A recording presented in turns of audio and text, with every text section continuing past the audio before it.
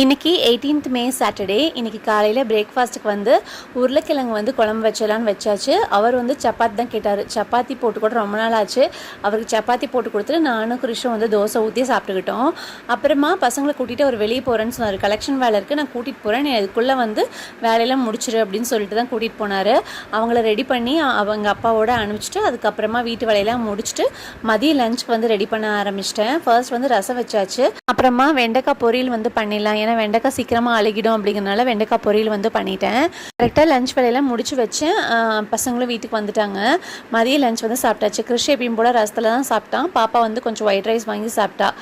மதிய லஞ்சை முடிச்சுட்டு ஒரு ஈவினிங்க்கு மேலே வந்து சமயபுரம் போயிட்டு வந்து ஒரு 2 monthsக்கு மேலே இருக்கும் இல்லைங்களா, அப்போ பாப்பா கிளிப்பு ஹெட்பேண்ட் இதெல்லாமே வந்து வாங்கியிருந்தேன். அதெல்லாம் எடுத்து வைக்காமையே இருந்தேன், மறந்து போயிட்டேன்.